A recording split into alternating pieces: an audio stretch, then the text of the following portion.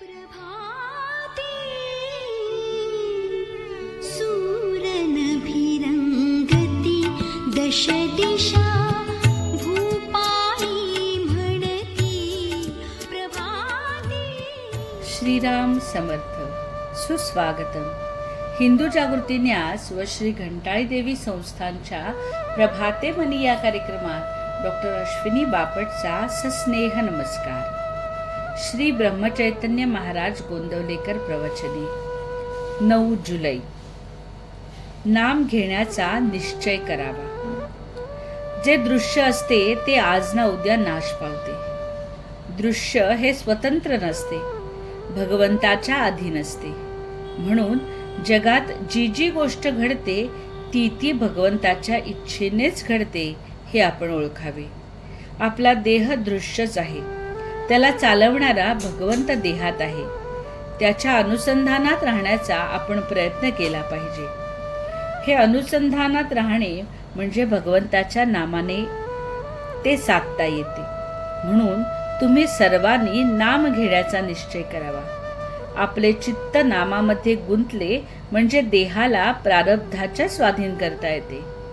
ही युक्ती ज्याला साधली त्याला सुखदुःखाची बाधा उरली नाही.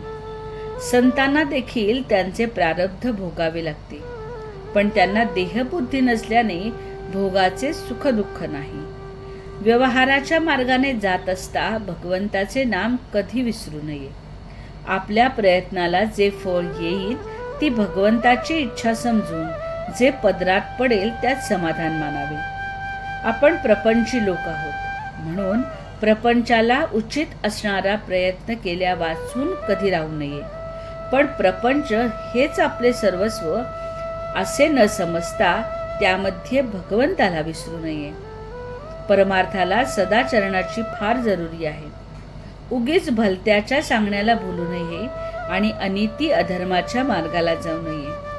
संत जे सांगतात त्याच्यावर विश्वास ठेवून मुखात नाम ठेवावे आणि सदाचरणाने वागून प्रपंच करावा. असे जो वागेल त्याचे कल्याण राम खात्रीने करेल हे मी सर्वांना वचन देतो. बहुतेकांना प्रपंचासाठी देव पाहिजे असतो. खरोखर हे सर्व हिंगजिऱ्याचेच गिऱ्हाईक आहेत. देवासाठी देव पाहिजे असे म्हणणारा खरा कस्तुरीचा चाहताच कोणी भेटत नाही. जो बरा होणार नाही अशा रोग्याला बरा करतो तो डॉक्टर खरा. अगदी विषयातल्या माणसांना सुद्धा जो बाहेर काढतो तो खरा संत. त्याच्याजवळ जाऊन नुसते मी शरण आलो आहे असे म्हटले तरी पुरे होते. हल्लीच्या आणि पूर्वीच्या प्रपंचात तसा फरक नाही, पण पूर्वी लोक देवाला विसरत नसत. अलीकडे ते जास्त संकुचित झाले आहेत. पूर्वी खेडेगावांमध्ये स्वाभाविकपणे एकमेकांच्या उपयोगी पडावे अशी बुद्धी असायची, पण आता काळ पालटला आहे. तुम्ही इतक्या लोकांना नामस्मरण करताना पाहून मला एक समाधान वाटते की मला जी गोष्ट आवडते ती इतक्या लोकांना आवडू लागली आहे. मी सांगितले तेवढे करीन असा निश्चय करा. कशाचीही काळजी करू नका. मी तुमचा भार घेतलेला आहे ही जाणीव ठेवून आनंदाने प्रपंच करा. बोधवचन. भगवंताच्या नामाचा नाद लागला तर दुःखाची जाणीव कमी होईल. दुःखाची जाणीव नसल्यावर दुःख असले म्हणून कुठे बिघडते. आजचा हिंदू कर्तव्य दिनविशेष विनायक चतुर्थी. प्रत्येक चांद्रमासातील शुक्ल पक्षातील चतुर्थीला विनायक चतुर्थी असे म्हटले जाते. एका वर्षात 12 विनायकी चतुर्थी येतात. मंगळवारी विनायक चतुर्थी असल्यास तिला अंगारका योग असे म्हणतात. आज तसा अंगारक योग आहे. प्रथम पूज्य श्री गणेशाची या दिवशी उपासना केली जाते.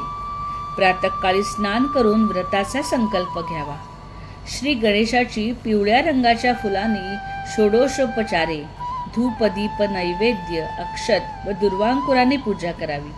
गणेशाला मोदक व लाडू प्रिय आहे. पूजनाच्या वेळी गणेश स्तोत्र अथर्वशीर्ष म्हणावे. मिलिंद माधव कृत विनायक चतुर्थी महात्म्य वाचावे. दिवसभर उपवास करावा. फलाहार दूध दही यांच्या योगानेही तो करावा. परंपरेनुसार विनायक चतुर्थीचा उपवास पूर्ण दिवस करून पंचमीला पारणी करतात. भाद्रपद व माघ शुक्ल चतुर्थीला सार्वजनिक गणेशोत्सव सुरू होतो. माघ महिन्यातील विनायक चतुर्थीला श्री गणेशाचा जन्म झाला. तिला वरद विनायक चतुर्थी असेही म्हणतात.